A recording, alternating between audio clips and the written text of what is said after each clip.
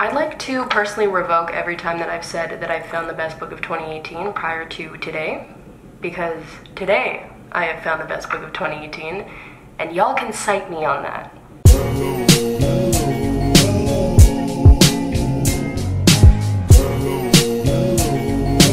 Hey guys, welcome back to my channel. Today I'm going to be talking about the best book of 2018, and maybe I'm being a little bit dramatic.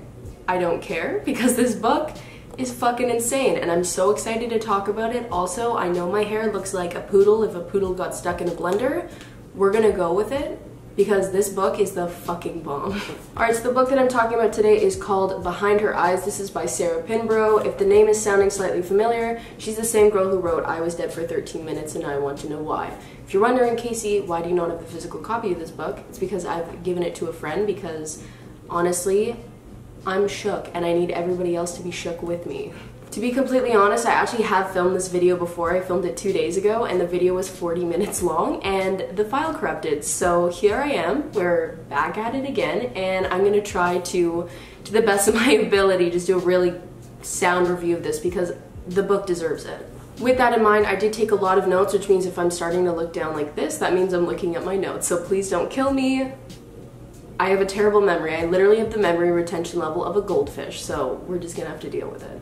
So in terms of a non-spoiler synopsis, it's basically about a woman named Louise who is divorced and she has a child, and she has that kind of, she's the tropey single mom, divorced, her husband's new wife is about to like become pregnant, and like she drinks a lot of wine and is very depressed, that kind of character. So you're introduced to Louise, she's just chilling around, and her son actually is leaving because he's going on a trip with his dad and his stepmom to, I think it's like Italy or something. So where you are in the book is the girl actually, or Louise, Louise goes to a bar and she hooks up with a guy, and mid hookup the guy stops and is like, I can't do this, I'm married.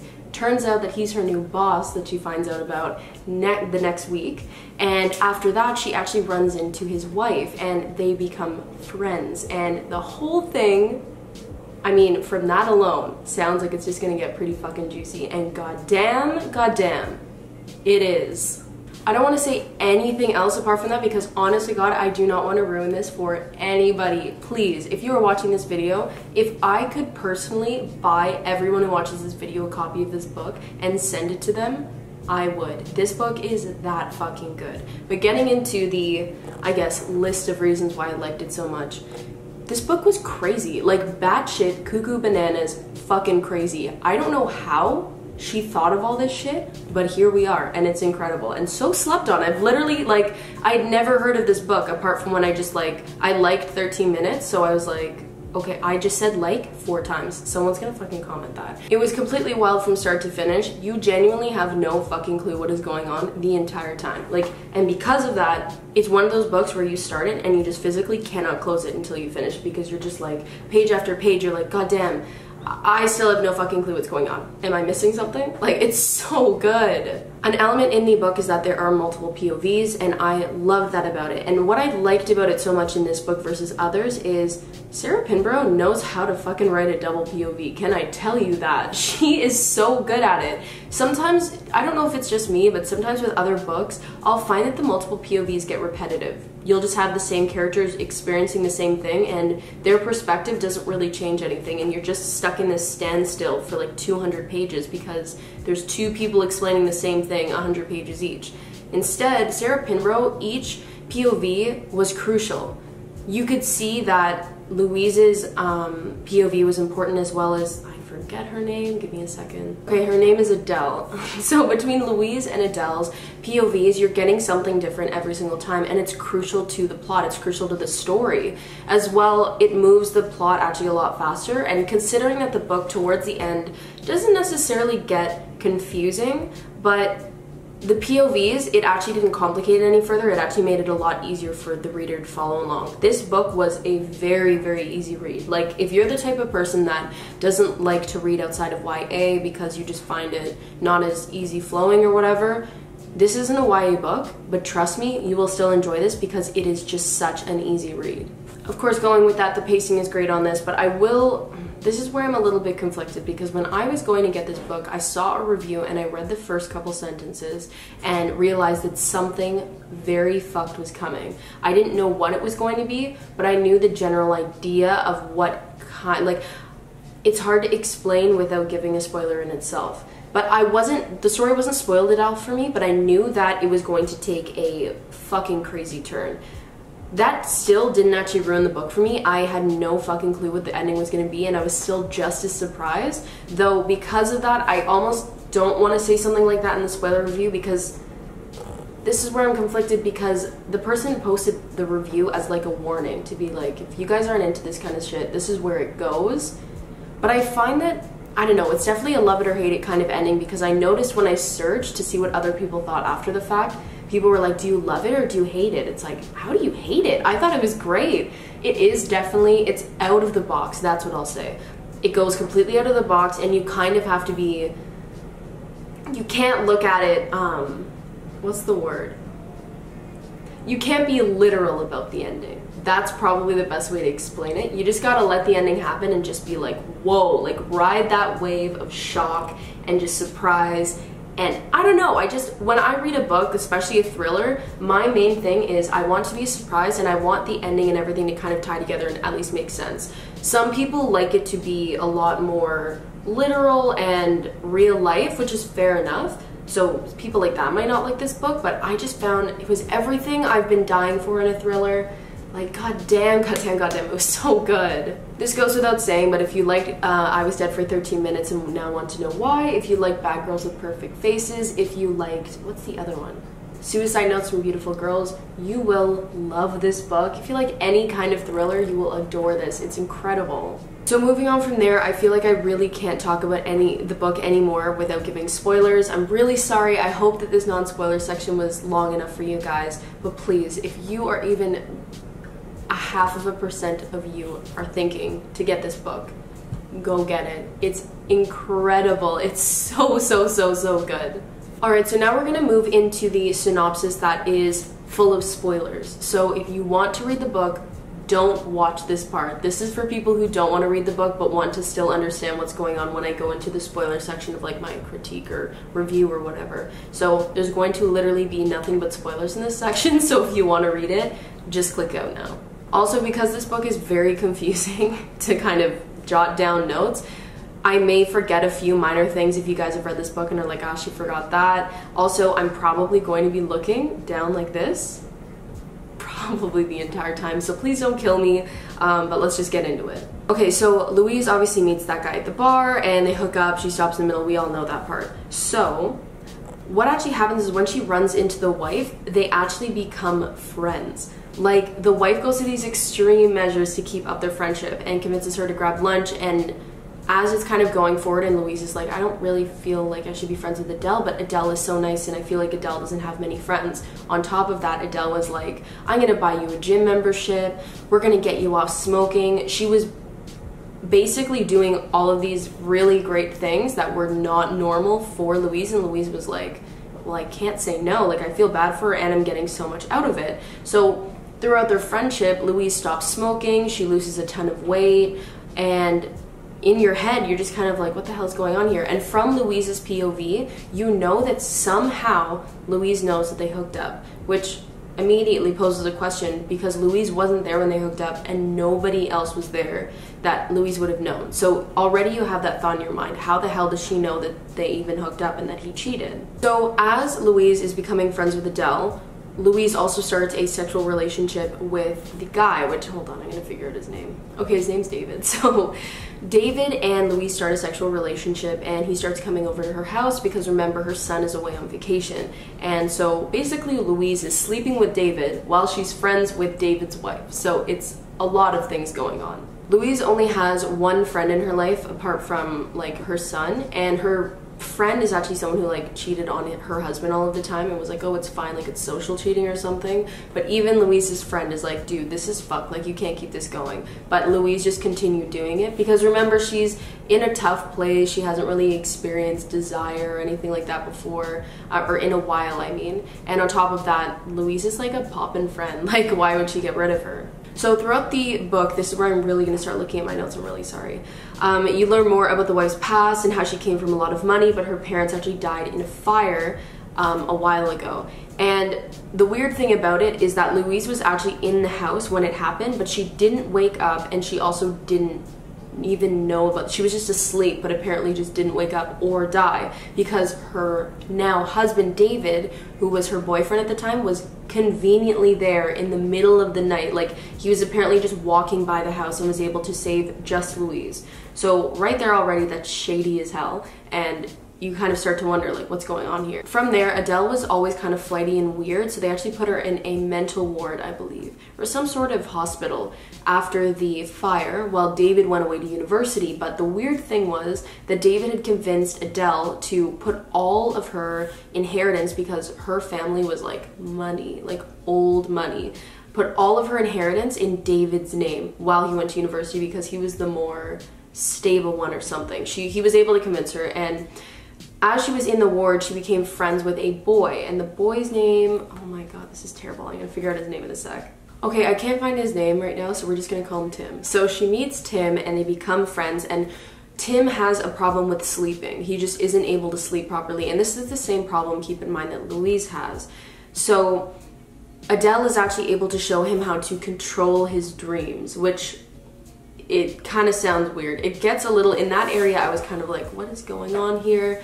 But so she teaches him how to control his dreams, and what you learn is that there's another element to it that I'm not going to mention right now, just because at the time of that part you don't learn that, and it's a big thing, so I want to leave it till the end so y'all are shocked. But so going back to present day, Louise starts to believe that David is actually beating his wife, because keep in mind, as Louise is going through her past, she's actually Adele is telling Louise about her past. So Adele is telling her about how, oh yeah, David made me write off all of my money to him.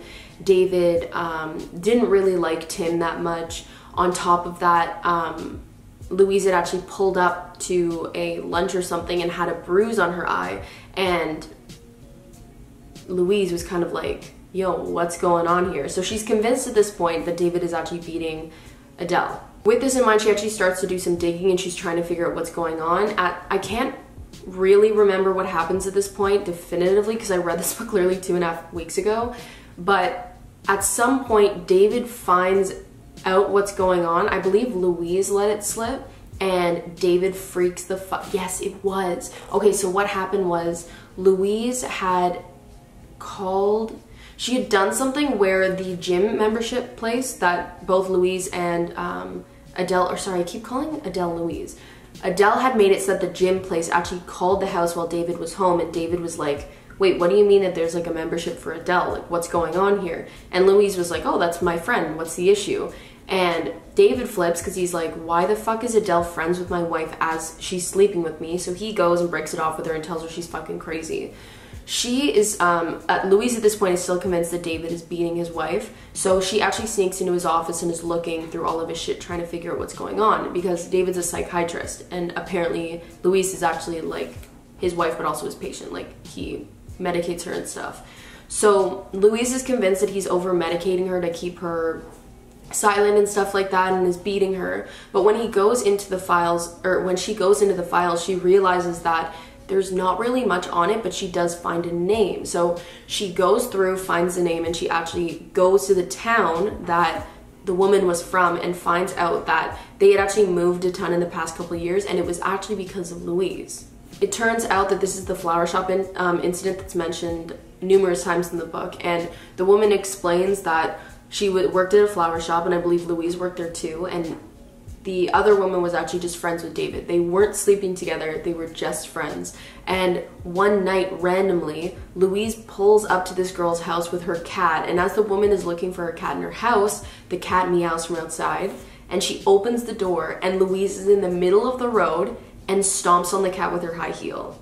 Like, this bitch is crazy. So obviously after that they left, and David apologized to her and all this kind of shit, and they moved to where they are now, which is where Louise lives. It's at this point that Louise realizes that David may not be the only guilty party, and even David may not at all be a guilty party. Keep in mind that at this point Louise is still trying to figure out what's going on with Adele's old friend too, because she's tried to reach out, but he's missing, or what Louise believes is he's dead, and she's convinced that David actually killed him. It's not until the end of the book that Louise actually starts to realize that Adele actually might be severely mentally ill. So she actually meets up with David and she asks him what the fuck is going on, and he actually spills all of the beans and is fucking nuts. It turns out that Adele's friend Tim had fallen down a well.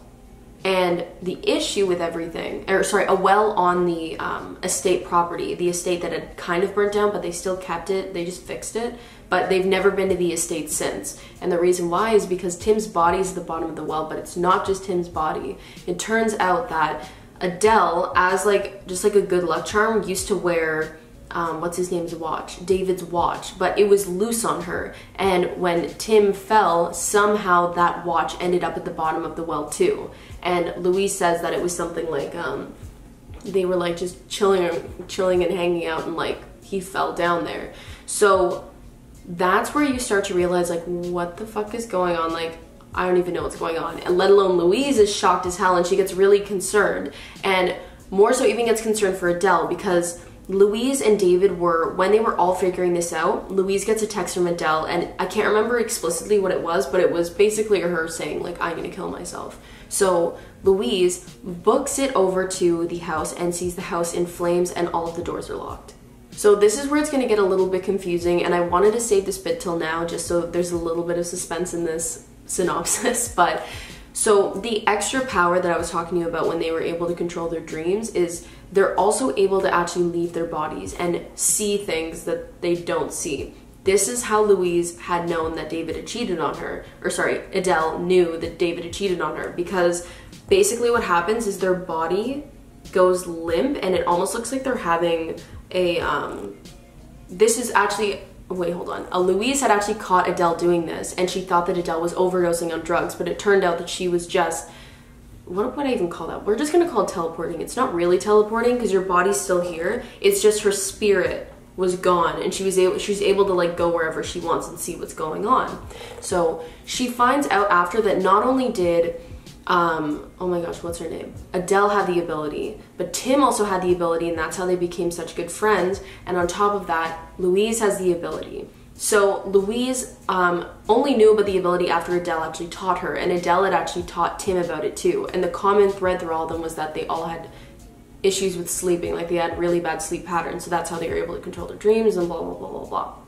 So while Adele was not only helping her lose weight, helping her get off binge drinking and helping her stop smoking, she was also helping her control her dreams and then learn to leave her body. But the thing was, Adele didn't explicitly teach her to leave her body. She let Louise figure that out on her own. So Louise realizes, she's like, fuck, I need to find Adele. So she does the leave her body thing, and she goes into the house while her body is outside of the house, and she finds Adele. But Adele is like sitting kind of like this, bent over on a bed, and it looks like she's unresponsive. So as Louise is creeping closer and closer, her spirit is creeping closer and closer to Adele's body, it switches kind of, and she's suddenly like, oh my god, like Adele's so pretty, like I just kind of want to feel what it feels like to be Adele, like even if it's for a second. This part, you have to keep in mind, like Adele had like a picture perfect life, and remember that Louise is, while she's doing good now, she's still kind of on the rough end of, what is it, the side tracks, or what is it, the rough end of the road? I don't know. So she really wanted to ultimately be, like, she has his husband, like has her husband, she wants to be Adele. So she actually slips into Adele's body. But what you don't know is that Adele planned this fucking thing the entire time, because Adele left her body and slipped into Louise. What the fuck? So this is where you're gonna get a little bit confused. The way that it all worked was Adele, when she was leaning down like this, she had actually given herself a bit of heroin, but she had been training herself for the past couple of months to be able to operate with a certain amount of heroin in her system. But when Louise went into her body, Louise isn't used to having like heroin in her system, so she was super groggy and disoriented. So what happened was, as Louise was entering Adele's body, Adele had already left her own body and gone to Louise's. Then As Adele is in Louise's body, she gets the key that she hid, that she had locked the door, runs into the house. There was more heroin under the bed, and injects the rest of the heroin so that she's completely disoriented, and she basically dies in the house. Now at this point you're going, holy fuck, Adele is in Louise's body, and now she can be with David as Louise, because now he wants Louise, not Adele. But it gets crazier. The book switches to Louise's POV, and you learn that it's not even Adele that's in that body. It's Tim. It turns out that there was a day after they had gotten out of the ward, her and Tim, or Adele and Tim, that Adele, Tim, and David all met up. Turns out that Tim fell in love with David and was determined to get with him. So what he did was he actually, the next day after David had left back to university, he told Adele, he's like, wouldn't it be cool if we can like try to switch bodies and see what it would feel like? And Adele at that point was pretty flighty still, so she's like, yeah, sure, let's do it. They switch bodies. Tim's now in Adele's body, and he pushes his own body that now has Adele in it down the well with the watch on purpose, because he wanted to make sure that David would stay with Adele, which is technically Tim in Adele's body. But when he realized that that wasn't going to work anymore, he started prepping Louise's body so that he could slide into her body when he wanted to, and then he could be with be with David as Louise. This shit gets even crazier because keep in mind, Louise has three people in her life. She has her son, she has her friend, and she has her ex-husband.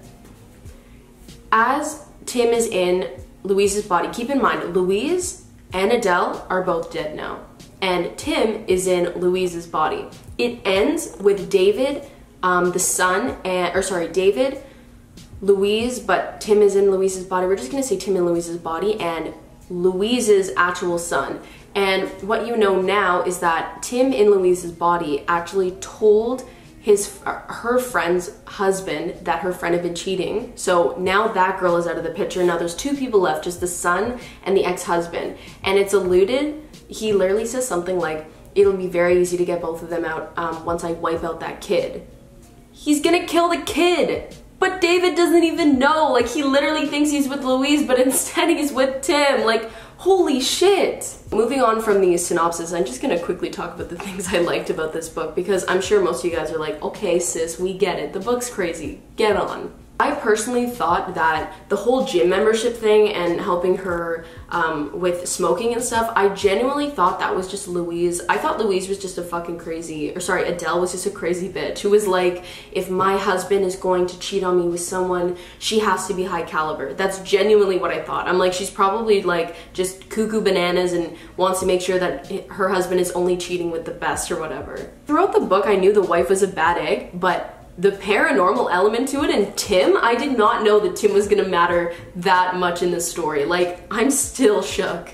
Also, that whole thing with the switching bodies and how Louise was stuck in Adele's body as she was burning in the fire reminded me so much of that Black Museum episode where the woman's stuck in the teddy bear and she's just chilling in the museum like, fuck my life, like dead ass. Speaking on writing, I think she did a phenomenal job with this book. The detail in this book and just the puzzle pieces, it was so good. There were so many moving parts, but she still made it very easy to read, very easy to enjoy, but also intricate. She's an incredible writer. Like, I really enjoy her stuff. I genuinely thought that Rob died. Like, I just thought he died accidentally, and that was just like oh, he's dead. And it was kind of not really David's fault, but that's why they stayed together, and she's kind of nuts, but I didn't think it was gonna turn into that. Like, this thing is literally Gone Girl on crack. The only thing that kind of confused me was the actual death of Adele's parents in the estate when it goes on fire. It was still painted as an accident. There wasn't any ulterior motive where it was like, oh, like somebody actually set that thing on fire. But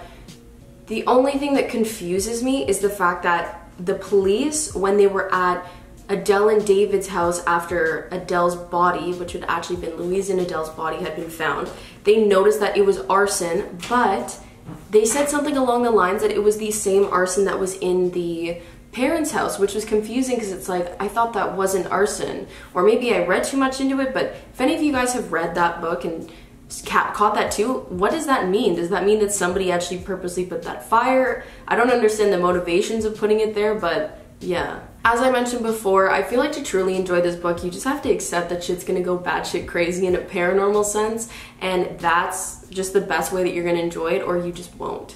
Like, I had seen reviews that had mentioned that they disliked that part, and I just kind of was like, but it's fun. Like, that honestly was the most shell-shocking ending I've read in a while, and I love that. That's why I read books that really just kind of shock you, and you're just like, what? Like, I didn't even think that was possible in this plot, and here it is. Also, so this was the part that I had mentioned that I was like, I don't know if I should mention this or not, but it was, someone had mentioned that it gets paranormal in the brief review that I read, and I was like, how the fuck would it even get paranormal? And even knowing that it was gonna get paranormal, I still had no fucking clue what was going on in this book. I thought, I was like, maybe an alien will come down, like, I don't know. I don't even think paranormal is the right word for it, but yeah, even knowing that, I still was completely shocked, but I just knew I didn't want to mention that in the non-spoiler part just in case someone did find it ruined it. So yeah, in all, I really fucking enjoyed this book. I could not recommend it more. If any of you guys are into thrillers, if you're not into a thriller, give this one a go. If you're into YA, you don't think that you want to read outside of YA, give this one a go. I promise you, it's so, so incredible. I'm so happy I read it. She's just such a fucking good writer. 10 out of 10 content. Please go read it. Anyways, guys, I hope that you enjoyed today's video. I know it might have been a long one, but I hope that regardless you guys still enjoyed. As always, if you did, feel free to give a like, subscribe, turn on those post notifications, and if you actually have read the book, let me know your thoughts in the comments down below, or if you haven't read it, if you're going to read it, or if you aren't and why, and I will see you guys in the next one.